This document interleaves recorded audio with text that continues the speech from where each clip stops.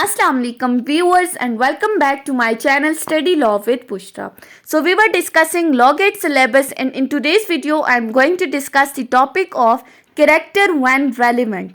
But before starting the discussion, I request you all to please subscribe to my channel and don't forget to press the bell icon for latest updates. Do share this video with your friends and don't forget to comment your feedback. So let's move towards the discussion. Character when relevant ये topic कानून शहादत order के अंदर article 66 से 69 तक explain किया गया है. हम one by one in articles को डिस्कस करेंगे.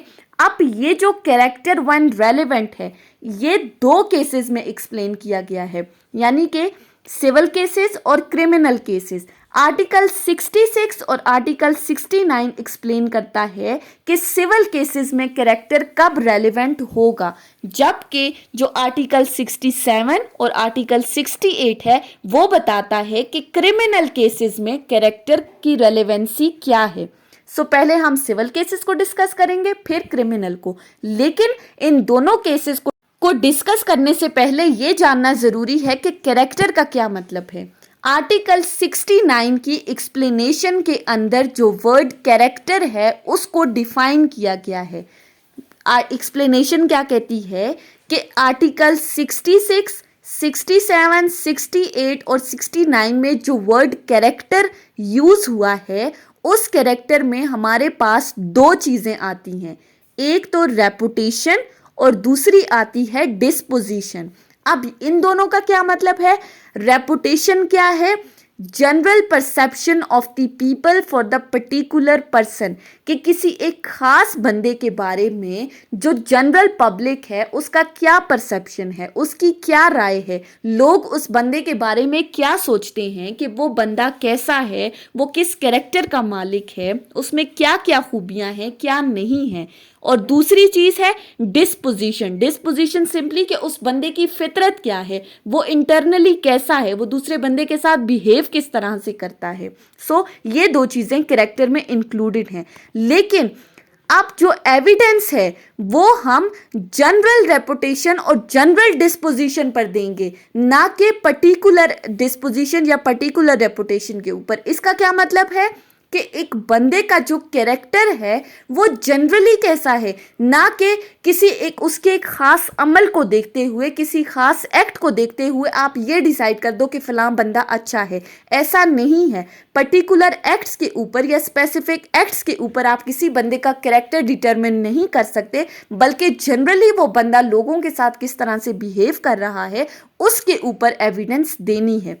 अब आ जाते हैं सिविल केसेस के पहले आर्टिकल के ऊपर. आर्टिकल 66. आर्टिकल 66 क्या कहता है? In civil cases character to prove conduct imputed is irrelevant. इसमें क्या बात की गई है कि सिविल केसेस में अब यहाँ क्या कहा गया कि कैरेक्टर कंडक्ट को प्रूव करने के लिए इररेलेवेंट है. कैसे?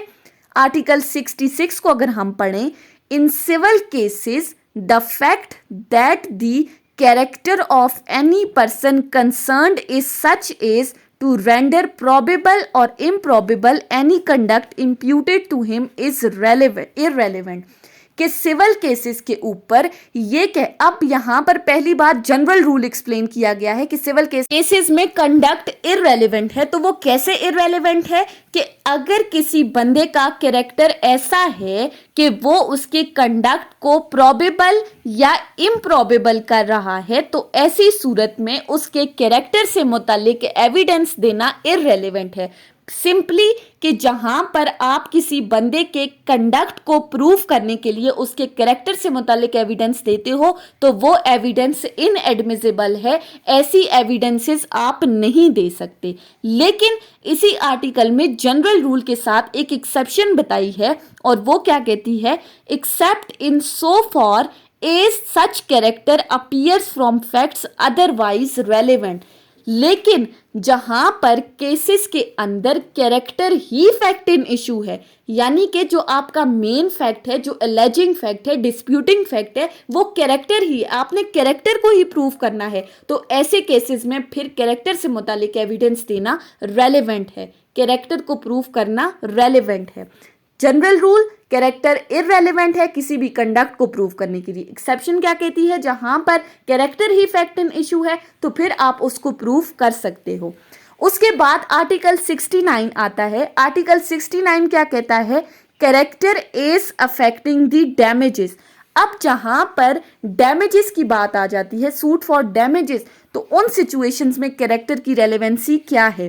सो आर्टिकल 69 कहता है सिविल केसेस के अंदर the fact that the character of any person is such as to affect the amount of damages which he ought to receive is relevant। कि जहां पर कोर्ट ने अमाउंट ऑफ डैमेजेस को assess करना है तो उन डैमेजेस को असेस करने के लिए किसी भी बंदे का कैरेक्टर रेलेवेंट है। फॉर एग्जाम्पल जहां पर डेफमेशन का केस आ जाता है और डिफेंडेंट ये कहता है कि प्लेंटिफ का कैरेक्टर ऐसा है, वो उससे मुतालिक एविडेंस देता है जिसके थ्रू कोर्ट ने अमाउंट ऑफ डैमेजेस को स्पेसिफाई करना है, तो ऐसी सूरत में कैरेक्टर को प्रूव करना, उससे मुतालिक जो एविडेंस देना है वो एडमिसिबल है, वो रेलेवेंट है। अब उसके बाद आ जाते हैं क्रिमिनल केसेस के ऊपर के। क्रिमिनल केसेस में रेलेवेंसी किस हद तक है। अब क्रिमिनल केसेस को दो आर्टिकल एक्सप्लेन करते हैं, 67 और 68। सबसे पहले हम आर्टिकल 67 को देख लेते हैं।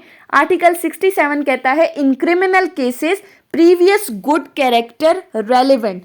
आर्टिकल के टाइटल से ही बात समझ में आ रही है कि क्रिमिनल केसेस में प्रीवियस गुड कैरेक्टर रेलेवेंट है। आर्टिकल 67 कहता है किसी भी क्रिमिनल प्रोसीडिंग्स के अंदर ये कहना कि जो बंदा एक्यूज्ड है वो गुड कैरेक्टर का मालिक है तो वो उसका गुड कैरेक्टर रेलेवेंट है, लेकिन इस गुड कैरेक्टर के ऊपर आप किसी बंदे को कन्विक्ट या एक्विट नहीं कर सकते, बल्कि ये इसको कॉरबोरेशन की ज़रूरत है।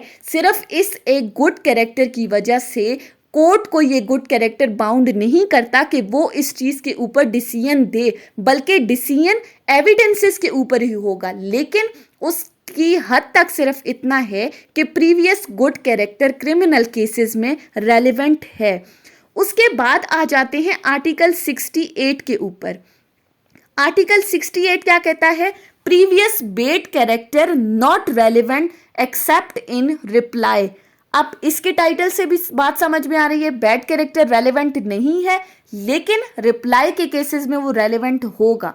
अब ये रिप्लाई का केस क्या है, इस आर्टिकल को समझें तो ये आर्टिकल क्या कहता है, किसी भी क्रिमिनल प्रोसीडिंग्स के अंदर ये कहना कि जो अक्यूज्ड है वो बैड कैरेक्टर का मालिक है, यानी कि प्रोसिक्यूशन या कंप्लेनेंट ये चीज़ प्रूव करने लग जाए कि इससे पहले भी एक्यूज ने बहुत सारे जुर्म किए हैं, उसका कैरेक्टर अच्छा नहीं है वगैरह वगैरह, तो ऐसी सिचुएशन में वो बैड कैरेक्टर की रेलेवेंसी नहीं होगी, वो इनएडमिसिबल होगा कि आप उस बैड कैरेक्टर को कोर्ट के अंदर प्रूव नहीं कर सकते, वो इररेलेवेंट है। लेकिन उसके साथ ही एक एक्सेप्शन बताइए। अब ये रिप्लाई वाली बात से क्या मुराद है कि अगर तो एक्यूज्ड खुद कोर्ट के अंदर ये चीज प्रूव करने लग जाए कि वो गुड कैरेक्टर का मालिक है, उसका कैरेक्टर अच्छा है, उसने फलां फलां काम किए हैं, तो ऐसी सिचुएशन में फिर prosecution in response in reply evidences दे सकता है एक्यूज्ड के बैड कैरेक्टर से मुतालिक कि एक्यूज्ड का कैरेक्टर ऐसा है, लेकिन जनरली बैड कैरेक्टर रेलेवेंट नहीं है। रिप्लाई के केस में, रिस्पॉन्स के केस में तब वो बैड कैरेक्टर रेलेवेंट हो जाएगा। अब इसी आर्टिकल में दो एक्सप्लेनेशंस दी गई हैं और वो क्या कहती हैं। नंबर 1, एक्सप्लेनेशन 1 कहती है this article does not apply to the cases in which the bad character of any person is itself a fact in issue. यहाँ पर ये आर्टिकल उन केसेस में एप्लीकेबल नहीं होगा जहाँ पर किसी बंदे का बेड कैरेक्टर ही फैक्ट इन इशू है, यानी जो आपका मेन फैक्ट है जिस चीज़ को प्रूव करना है वो किसी बंदे का बैड कैरेक्टर है, तो ऐसी सूरत में आप ये नहीं कह सकते कि बैड कैरेक्टर इररेलेवेंट है। एक्सप्लेनेशन 2 कहती है a previous conviction is relevant as an evidence of the bad character. अब इस एक्सप्लेनेशन के अकॉर्डिंग जहां पर आपने बैड कैरेक्टर किसी एक्यूज्ड का प्रूफ करना है तो उस सूरत में उसकी प्रीवियस कन्विक्शन रेलेवेंट होगी। उस प्रीवियस कन्विक्शन से रिलेटेड जजमेंट्स को आप एज एन एविडेंस कोर्ट में पेश कर सकते हैं, वो रेलेवेंट होगी। हमने क्या डिस्कस किया, सिविल केसेस में कैरेक्टर रेलेवेंट नहीं है जनरली, लेकिन अगर कैरेक्टर फैक्ट इन इशू है तो वो रेलेवेंट होगा। इसी तरह डैमेजेस के केसेस में भी कैरेक्टर रेलेवेंट है, क्रिमिनल केसेस में गुड कैरेक्टर रेलेवेंट है, लेकिन बैड कैरेक्टर रेलेवेंट नहीं है सिवाय रिस्पॉन्स के केसेस में। सो ये थी हमारी आज की डिस्कशन कैरेक्टर के टॉपिक के ऊपर, जो हमने आर्टिकल 66 से 69 तक डिस्कस किया है। आई होप कि आपको ये टॉपिक समझ में आया होगा। अगर आपने इस वीडियो को अटेंटिवली सुना है तो अगर आपको ये वीडियो अच्छी लगी है तो इस वीडियो को लाइक करें, कमेंट करें, चैनल को सब्सक्राइब करना ना भूलें और ज़्यादा से ज़्यादा अपने फ्रेंड्स के साथ शेयर करें। Thank you so much for watching. अल्लाह हाफिज़।